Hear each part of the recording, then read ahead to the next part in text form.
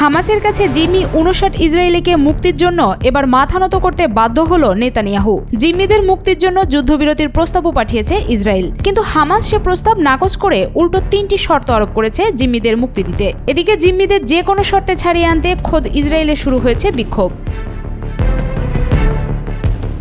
ইসরায়েলের সেনা ও বিমান বাহিনীর একাংশ এরই মাঝে নেতানিয়াহুর বিরুদ্ধে বিদ্রোহ ঘোষণা করেছে। তারা গাজায় আক্রমণ চালাবে না বলে ঘোষণা দিয়েছে। এমন পরিস্থিতিতে কয়েকদিন আগেই নেতানিয়াহু যুদ্ধবিরতির প্রস্তাব পাঠায় ফিলিস্তিনে, কিন্তু হামাস সেই প্রস্তাব প্রত্যাখ্যান করে 3টি শর্ত আরোপ করেছে, যে শর্তগুলো মেনে নেওয়া ইসরায়েলের পক্ষে অসম্ভব বলে মনে করছেন বিশেষজ্ঞরা।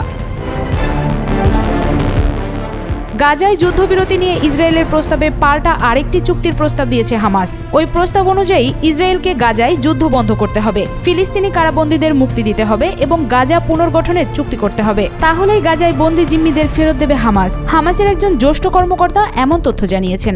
বান্ডেল থাকলে প্রতি সেনমানিতে টাকা বাঁচবে। বিকাশ সেনমানি বান্ডেল কিনে জিতুন প্রতি লেনদেনে। ওই কর্মকর্তার নাম খলিল আল হাওয়া। তিনি গাজায় যুদ্ধবিরতি নিয়ে হামাসের প্রতিনিধি দলের নেতৃত্ব দিচ্ছেন। টেলিভিশনে সম্প্রচার করা বক্তব্যে আল হাওয়া বলেন, ইসরায়েল যে অন্তর্বর্তী যুদ্ধবিরতি চুক্তির প্রস্তাব দিয়েছে তার সঙ্গে একমত নয় হামাস, কারণ গত মাসে গাজায় নতুন করে যে ভয়াবহ হামলা শুরু হয়েছে, এই চুক্তির মাধ্যমে তা থামানোর প্রক্রিয়া আরও বিলম্বিত করবে ইসরায়েল।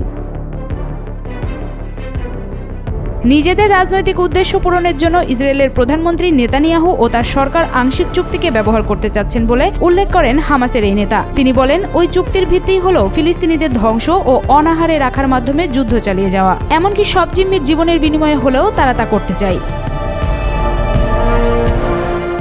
ইসরায়েল সরকারের হিসাবে গাজায় এখনো 59 জিম্মি হামাসের হাতে বন্দী রয়েছেন। তাদের মধ্যে মাত্র 24 জন জীবিত আছেন বলে ধারণা করা হচ্ছে। খলিল আল হাওয়া বলেন, যুদ্ধ বন্ধ, ফিলিস্তিনি কারাবন্দীদের মুক্তি এবং গাজা পুনর্গঠন, এই 3 শর্ত বাস্তবায়নের বিনিময়ে হামাসের হাতে বন্দী থাকা বাকি সব জিম্মিকে মুক্তি দিবে হামাস। এর জন্য বড় পরিসরে আলোচনার পাল্টা প্রস্তাব দিয়েছে তারা। 2023 সালের অক্টোবরে যুদ্ধ শুরুর পর গত 19 জানুয়ারি থেকে গাজায় যুদ্ধবিরতি শুরু হয়। পরে 18 মার্চ যুদ্ধবিরতি ভেঙে আবার হামলা শুরু করে ইসরায়েল। এই সময়ের মধ্যে 38 জিম্মিকে মুক্তি দিয়েছিল হামাস।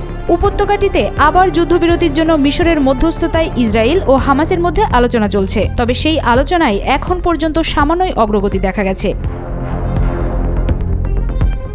এমন পরিস্থিতিতে জিম্মিদের মুক্তি দেওয়ার জন্য হামাসের প্রতি হুঁশিয়ারি দিয়েছে যুক্তরাষ্ট্রের জাতীয় নিরাপত্তা কাউন্সিলের মুখপাত্র জেমস হেইট। তিনি বলেছেন, হামাসের বক্তব্য থেকে বোঝা যাচ্ছে তারা শান্তির প্রতি আগ্রহী নয়, বরং চিরস্থায়ী সহিংসতা চাচ্ছে। প্রেসিডেন্ট ডোনাল্ড ট্রাম্পের প্রশাসন যে শর্তগুলো দিয়েছে তাতে কোনো বদল আসেনি। জিম্মিদের মুক্তি দিন, না হয় নরকের মুখে পড়ুন। এদিকে যুদ্ধবন্ধ নিয়ে আলোচনার মধ্যেও গাজায় চরম নৃশংসতা চালিয়ে যাচ্ছে ইসরায়েলি বাহিনী। বৃহস্পতিবার গাজায় প্রায় 40টি লক্ষ্যবস্তুতে হামলা চালিয়েছে তারা। এদিন উপত্যকাটিতে নিহত হয়েছেন অন্তত 32 জন।